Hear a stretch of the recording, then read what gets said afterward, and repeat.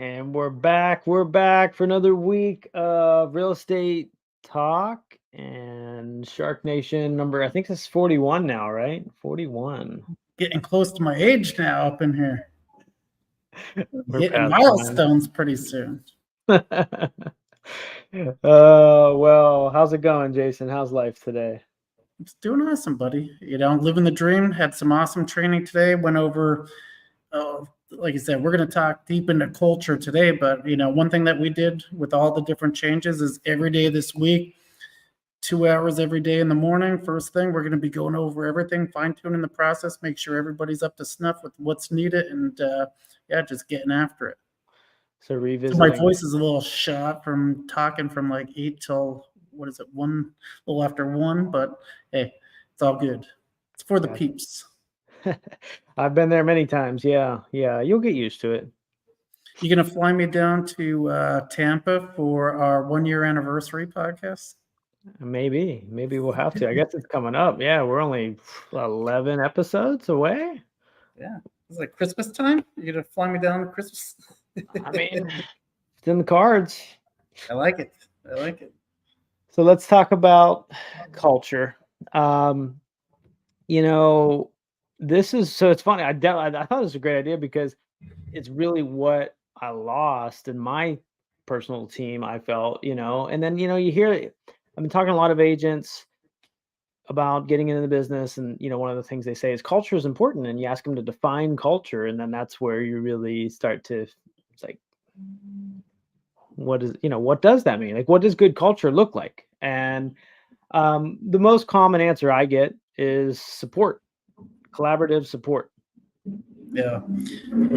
I mean, culture could be a bunch of different things, right? I like to say, hey, it's our team core values, right? I'm not going to go into each one of them, but, one of the big ones that we always have is family first always, right? Real estate's what we do. It's not why we do it. So, if you have a family situation, the kids get sick, you have a doctor's appointment, you have whatever, team's got your back, right? We're here to help. Whatever you need. You got a closing that day, we got to help out, we got to schedule this, you need a showing covered, whatever. Family is the most important thing and should always be that. I told somebody that was looking to join the team, it might not be a fit. We're just real estate all the time and I want to do that. Well, dude, that's fine. But, there's more to life than just, helping people buy and sell real estate, so should have a purpose to that for why we do what we do. Another core value that we have is like I said, teamwork, right? What's the, you ever see those Budweiser, the horses or whatever? You know what I'm talking about, from Christmas time, where they have those giant, I forget what they're called. Somebody message in the comment the name of it, it's like Clansteins or whatever. I always butcher all this stuff. My wording's terrible sometimes, but the gist of that is, one of those horses could, pull like 1,000 pounds individually, but working together, they could do 3,000 pounds, right? So the value of teamwork and working together could help scale you out. Yeah, so, okay. Yes, but a lot of that, okay, so family first, and I'm gonna play devil's advocate with you here today. It's my turn. You've been doing this for me for a month. You've been waiting to jump on me ever since I put you on the. So to me, a lot of that, it sounds good. Okay. Yeah. It sounds good. Teamwork makes the dream work, and blah, blah, blah. All right. Coming down to an agent, that's joining, like, that, it's good that that's talked about. I think they would go, okay, I'm happy they have similar values in family, and they want givers gain and that stuff. But, like, isn't culture more of a vibe that you get when you're around? Like, oh, for sure. Yeah, I mean, core values is just one thing that we kind of like embodies the team, but it's what we do and how we do it, right? Having that family atmosphere of, I didn't just tell you it's family first. You have a sick loved one or whatever. It's like, hey, we got your back while you're doing it, or you have to take care of XYZ situation. We got it covered, right? And just like a family, man, sometimes we don't always get along. Sometimes I got to be your dad, and sometimes I got to get on you about your work-related stuff. But I have your, just like a parent would have, your best interest in mind to kind of help you grow it, and then you could see that dynamic and the culture building that way as well. Okay. So if I was to say, Jason, where's the best example I can have to experience your culture? Where would you put me? Come in. I do the puppy dog close all the time. I go, I'm not the guy that's going to be here in a suit and tie. What you see is what you get. Sometimes I cuss. I'm Italian. My arms are always kind of moving when I talk. I say, come in, sit in one of our Team Tuesday meetings, see if it's a good vibe for you, see if we're a good fit. Talk to the other agents on the team, see, ask them any questions that you have, and we go from there. But I call it like the puppy dog close, right? Did you ever hear that? I have. Yeah. Okay, so what are they experiencing? Take me through what do you think would impact them? Like, is there a moment that you felt the culture? Oh, absolutely. Sometimes it's not a good fit, right? Sometimes what we're doing and kind of track might not be the best vibe. So people are either going to opt in or opt out of that, right? When we have our daily standards and they see, okay, what kind of accountability we're trying to enforce and all that kind of good stuff, and have team standards, it might not be the best for everybody. And they're like, oh, I don't want to do that. No, Okay, that's well, good. that's fine. So that's where I think I screwed up the first run around was, I didn't realize that there can be such a negative impact on culture. You can have even great production that, it might be good for one agent, but it impacts the whole. Um, it's a cancer in the locker room type deal. And I've seen that before too. I think you have to have the positivity for sure, because like who the hell wants to work with negative people? Like I just can't deal with that. Yeah. But you also have to have that kind of grace type of like okay, so this is good. You talk about accountability. That's a really big part for me, right? I need to be told when I'm not doing shit right. Like, for my coaches or for my team, it's mutual. It's not singular. Like I need told, right? But at the Yeah. same time, like we need to have grace to be able to fix it. Like that's one of the other things you see a lot with people is if you go any bit against them, it's just like you can't. Like think we all have a relative that if you say, "Hey, I think you're wrong here," they will just like especially in the political arena, right? Like we all have the one political relative that's like, "Oh my gosh, I'm not saying a word about this because," and they can't have an open conversation. That's a little different because politics are polarizing. But what I'm getting at is like no one is perfect. Like no one, no team leader, no team member, no agent, no broker, no manager, no one is perfect. No lender, nobody's perfect. Even if they've done 999 deals perfect, on one deal they might just have a bad day or forgot something. We are human beings. So I think it's another big one is setting out the expectation that it's not going to be perfect, but we will always do our best to fix it. Yeah. That's another big thing is like making a culture of being okay to fail. And being transparent about it. I tell the team all the time, right? Look, I want to be number one in the state and then number one in the country.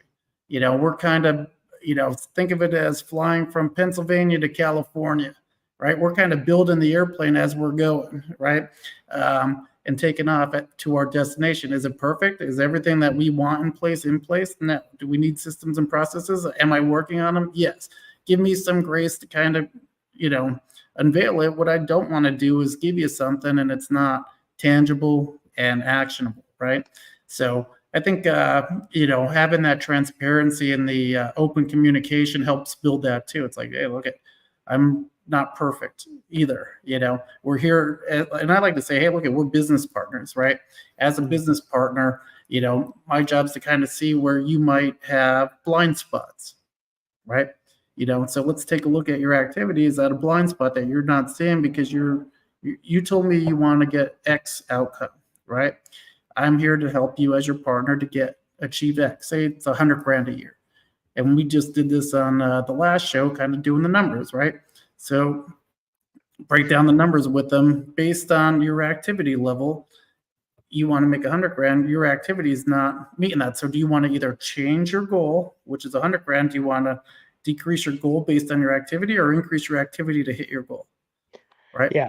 Like no BS. Like that's another thing is, well, so I was just on with an agent prior to here, not with us at all. And, we had a chat and, um, just an open chat just about their business. And, one of the things I told him is like, I'm not going to spin magical unicorns and fairy dust and rainbows and sunshine at you. Like, this is a sales job.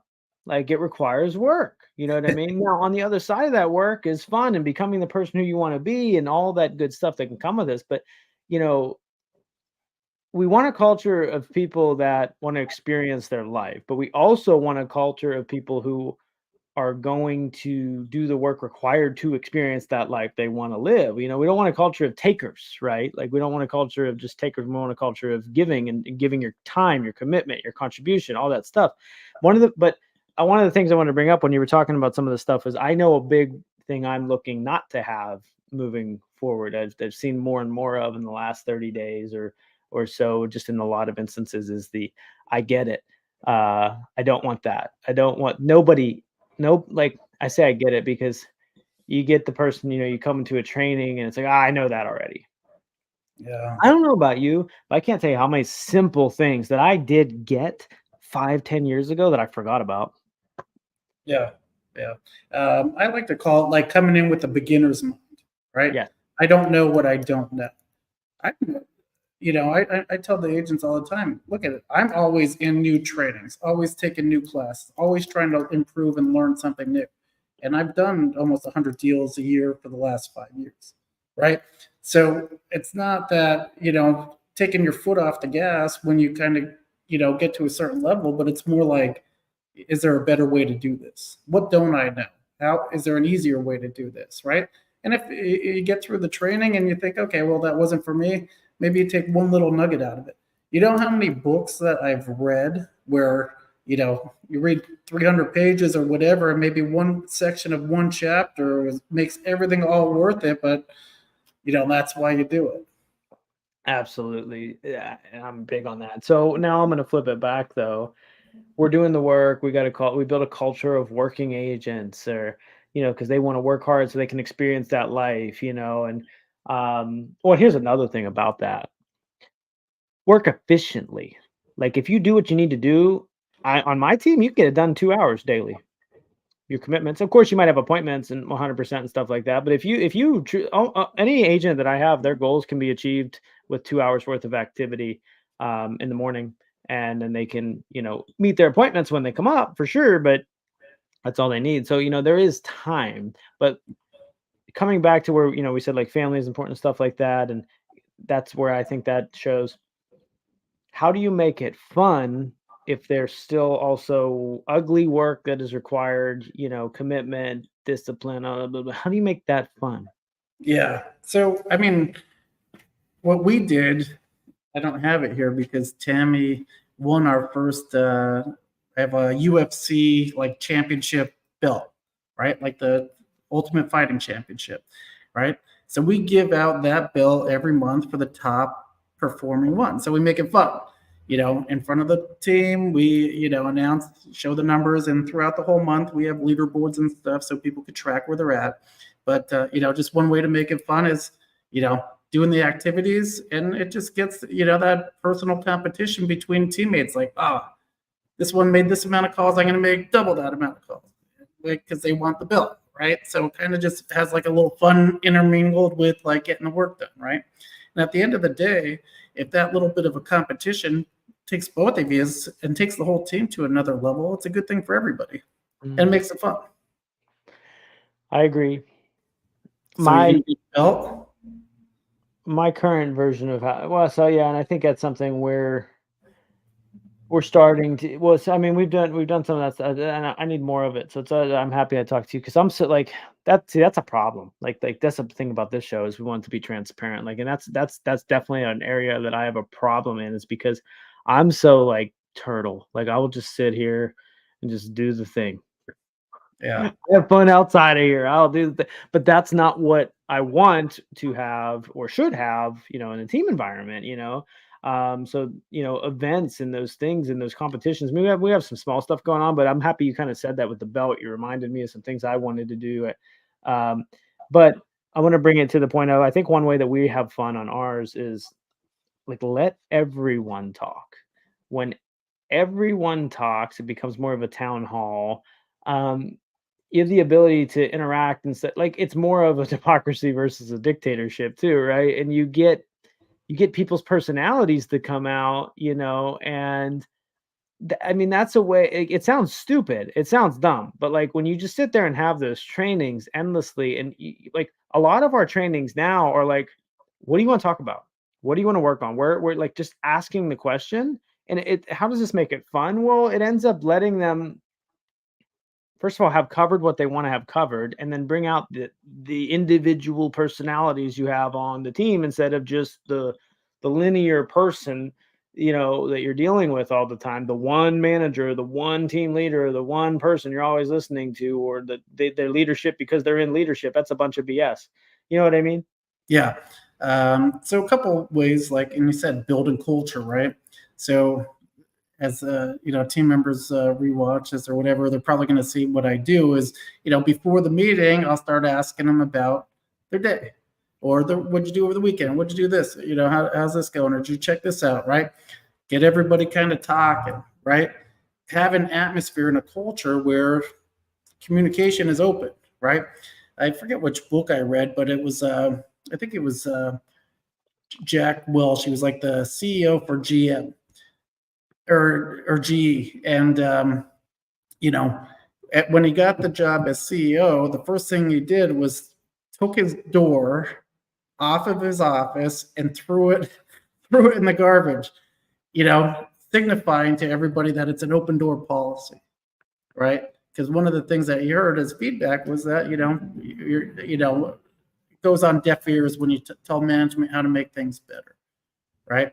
So my door is always wide open. I never have it shut, right? So I want people to know that they could come in and actively do that. But with team meetings and stuff, getting people talking and then asking them questions and then bringing them up to talk about their success. So like you said, it's not just me telling it. Hey, I spoke to, like, Rick on the team. I spoke to Rick about having a daily commitment to making his calls. Rick did an awesome job with that. You guys saw the leaderboard. Rick, talk about your calls, what you did better, and then any advice that you would give to the rest of the team.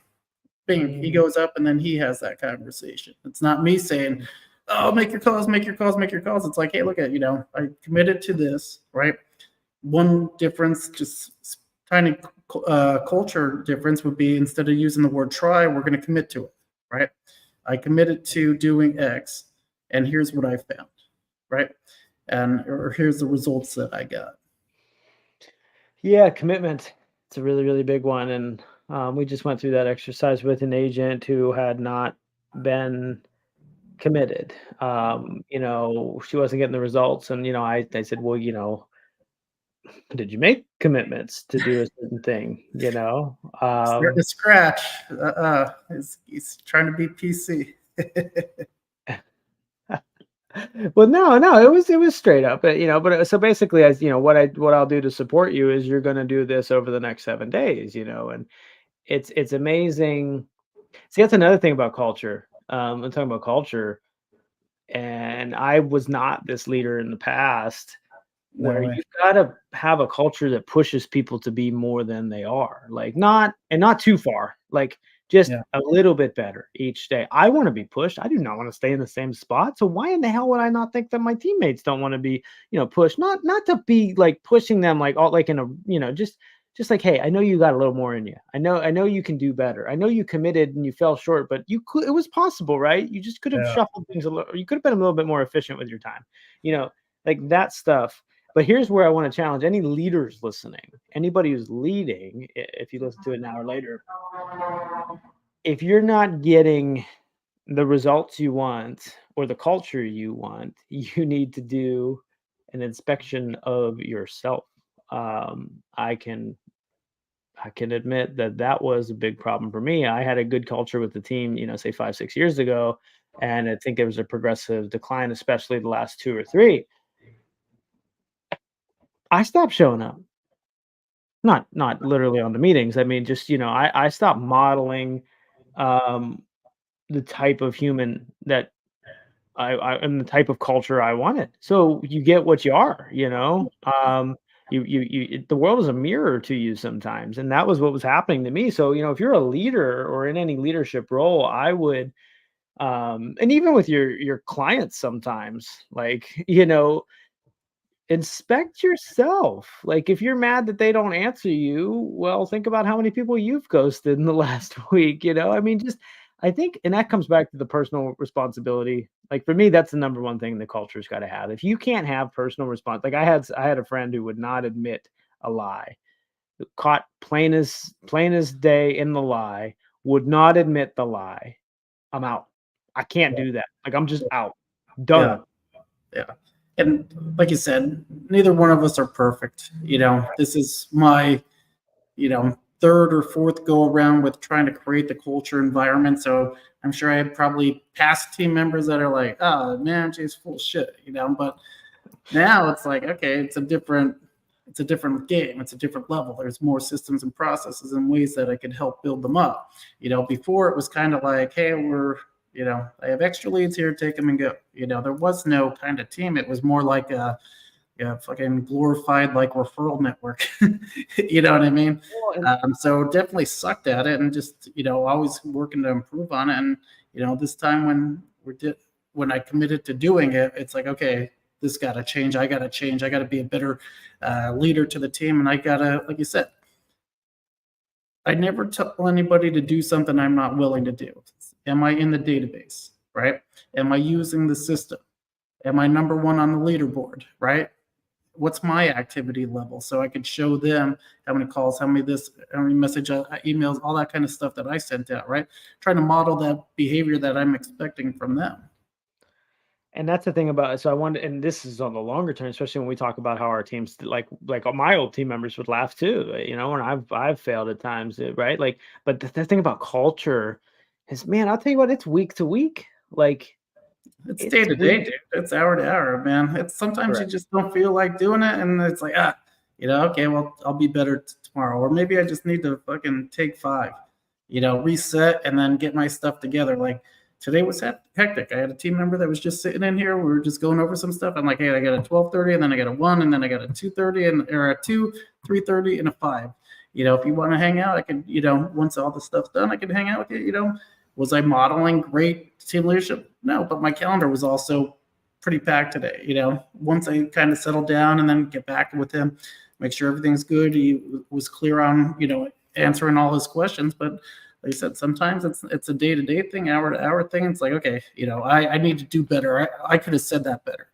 Just because you had a conversation in the morning that might not have went, or maybe you thought it wasn't as clear. Having that follow-up conversation in the afternoon. Like I hate text messages, right? Because I had a text message for an agent that was at a closing. She asked me a question. I messaged her back, and she said, "Are you being, I forget the word, like sarcastic or whatever?" I'm like, "Oh no," but I was tied up, and then I couldn't call her back till later on. Or I think I actually got back to her like the next day or whatever, and I'm like, "Hey, I just want to clarify that." She's like, "No, I was just joking around." I'm like, oh Jesus, you know what I mean? But clarifying kindness, and I'd rather go back with my head between my legs and make sure that we're both on the same page, and she knows that I'm there for her, than leaving it to uncertainty. So, how big of a role do you think culture plays in success for an individual agent? I think it's gigantic. I mean, when I left my first small little mom and pop brokerage, it was kind of like, okay, who's the top agents at at the brokerage? Go ask them questions and have them train you. And I'm like, this stinks. I got an hour of buyer training, an hour of seller training. It's like, figure it out. I'm like, this is overwhelming. I didn't, well, is there any kind of set team trainings? Is there any kind of meetings? There was none of that stuff. And I'm like, this is not what I need to get to the next level, right? And it's like, okay, well, the top agents at the at the brokerage were at this, say, production mark, and if I want to get over that, well, who would teach me how to get to say from 5 million to 10 million to 20 million to 30 million or whatever in production. It's like there's nobody there that did it. So it wasn't just a good fit. Like it wasn't a good culture fit for me.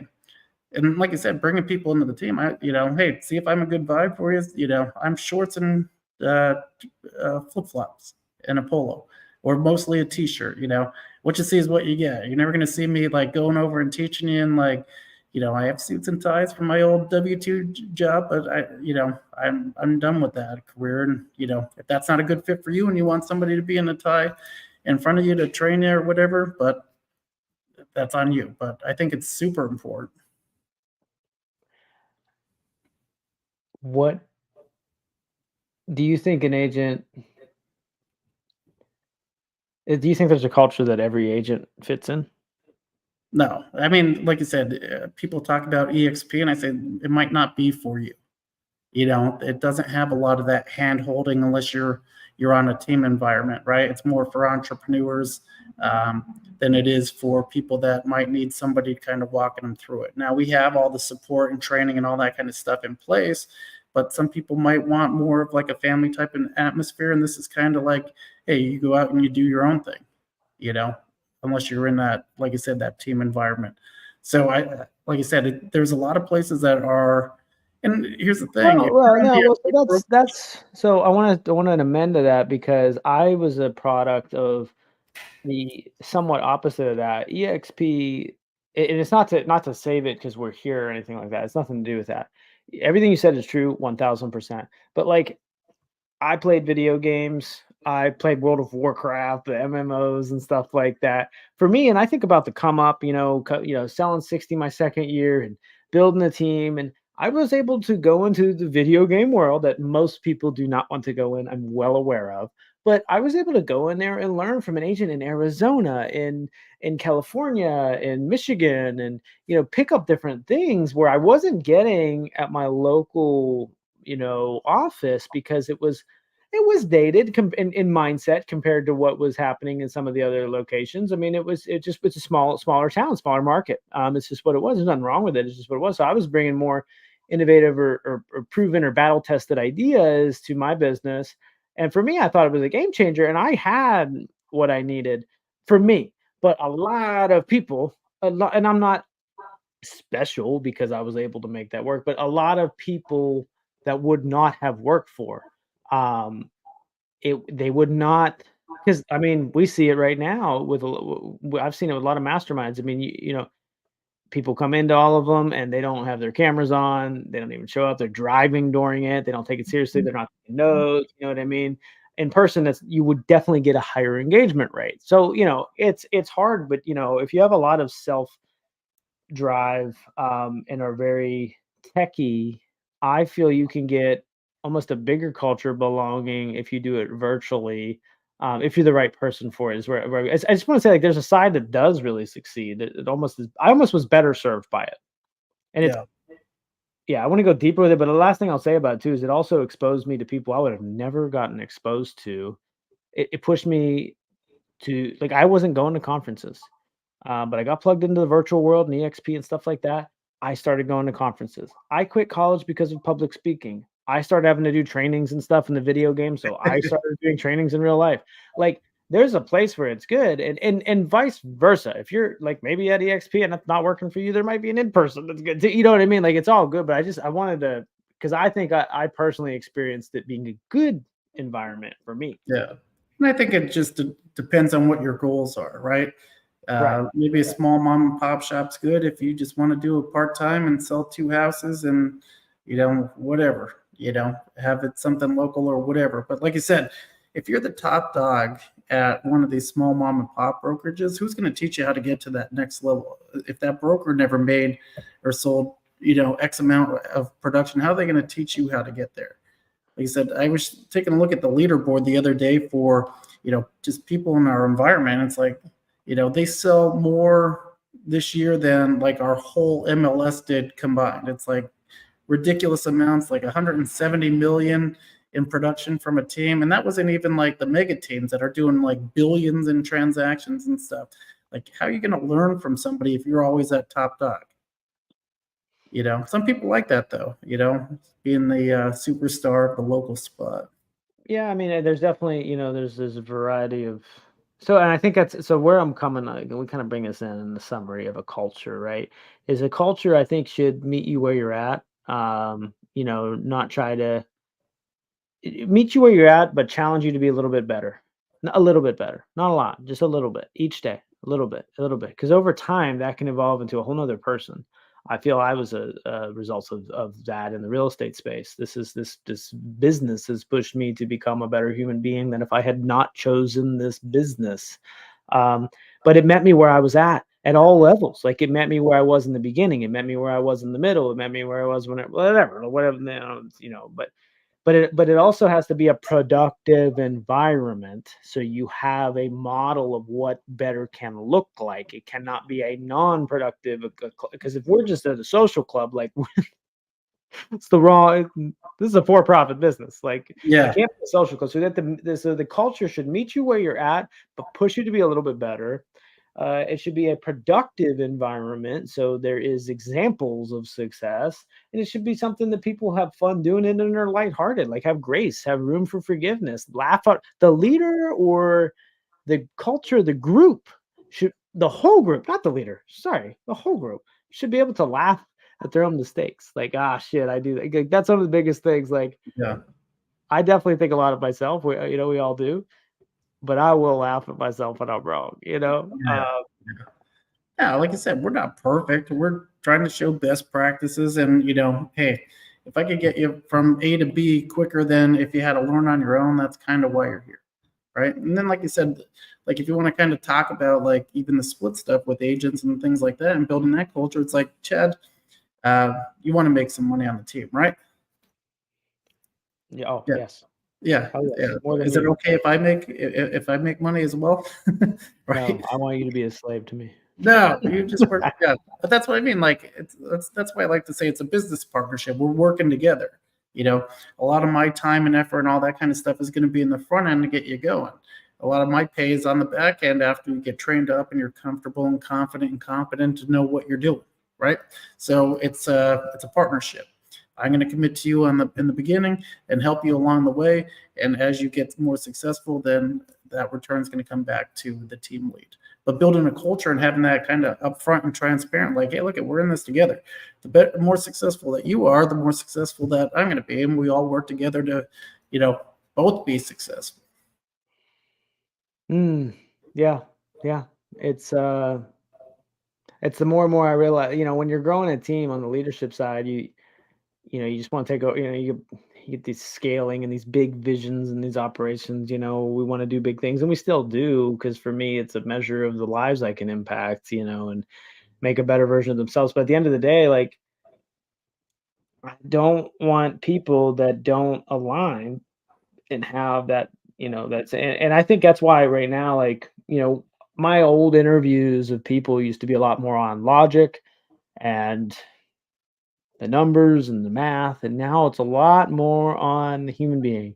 I want to Yeah, know the personal. I want to know what you value, where you want to go, what, like, what, all this stuff, because like that's everything. And I screwed that up, man. I screwed that up. It was the most logical thing in the world for years for me. All my businesses made logical sense, but they didn't take off as much because they didn't make personal sense, you yeah, know? yeah. And like you said, culture killers got to go.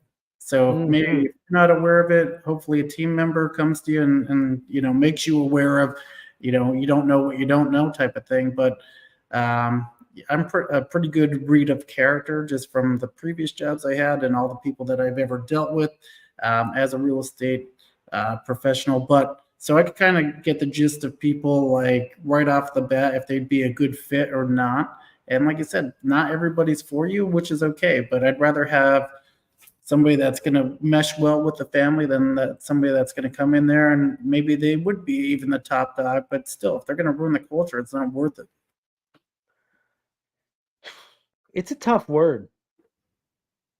It's a tough word. I mean, I feel like even play back this whole thing is like there's just so many angles with culture, and I don't think like I think I think it, if anything, I take away, like I'm here to learn. I'm here on this podcast to learn, and I think if I take anything away, I think it's that I need to double down on what it is, and not what it's not. Don't bend it. Don't bend it for people to get a sale, to get a recruit in that Yeah. aspect, right?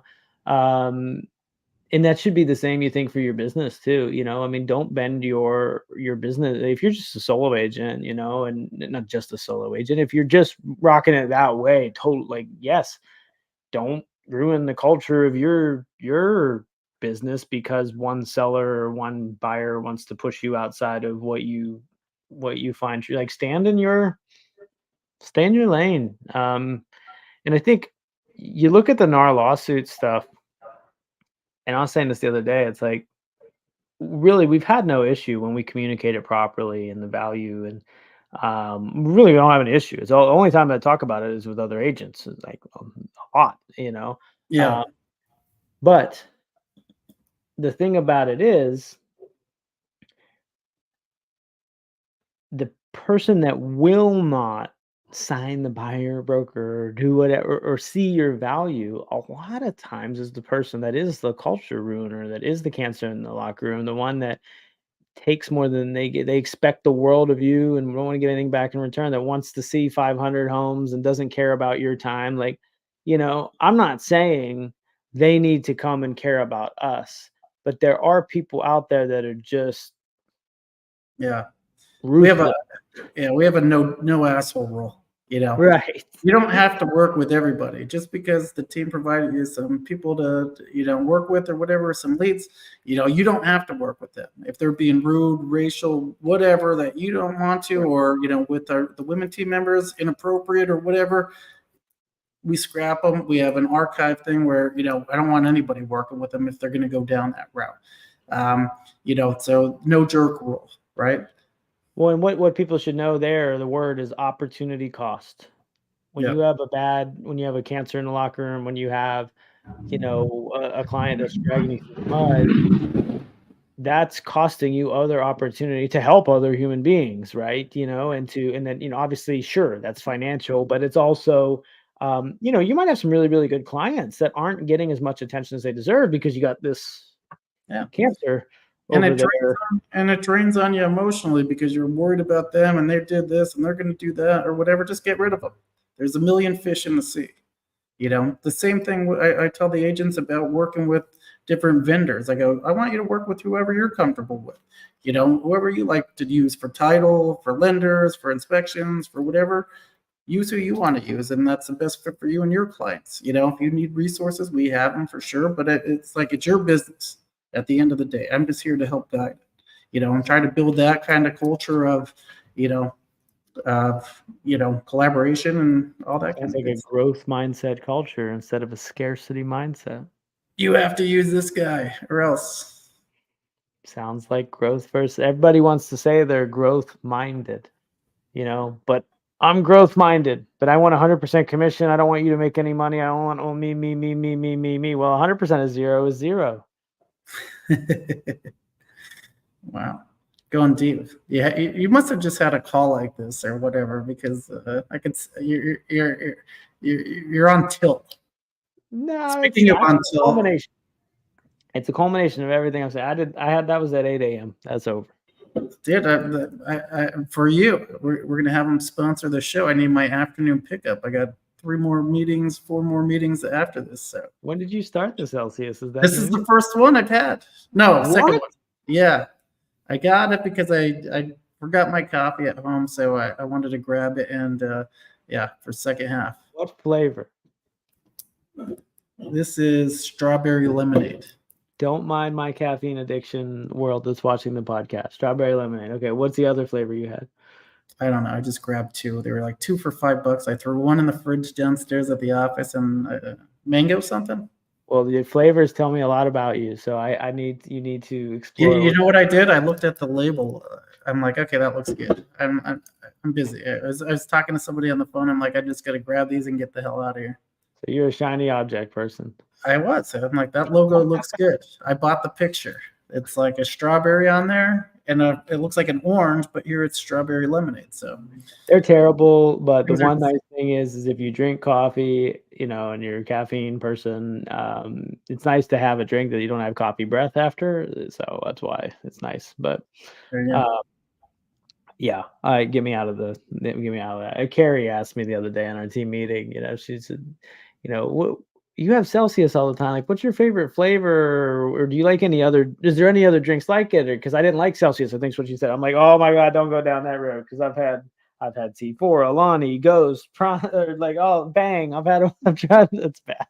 You're a culture of caffeine. That's what you're trying to say. Yeah. Your culture of caffeinated. Caffeinated culture. There we go. There's like some ring. That could work. Well, okay. So we got to get rolling. We're going to jet here, but last thought is, what are you doing to protect your culture moving forward? No jerk roll. That's, got to nip that in the bud immediately. If it's not a good fit or whatever, try to identify it right off the bat and go. Like you said, only so much you could do during the interview processing and stuff. And like I said, I might not be a good fit for you. You might not be a good fit for us, what we're trying to do. And that's okay. I can help you in other avenues, which is fine. But yeah, the no jerk rule. And then, like you said, recruiting to the standard, right? So if you're not getting the calls and all that kind of stuff that you're expecting out of the team, recruiting to that new standard to implement, here's best practices and here's the way that we're going to do it moving forward, right? And then people are either going to opt in and see the results of that or opt out because they don't want to do that, and all that's okay too. That's good. I learned today. This was a good one because I learned. I'm gonna.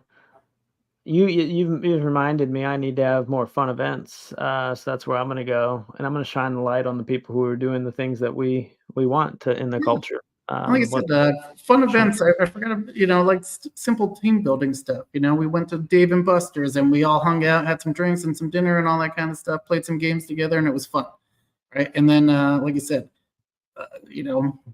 it could get a little bit routine and all that kind of stuff with the calls. A little bit of a sales contest. Everybody challenging each other to do better.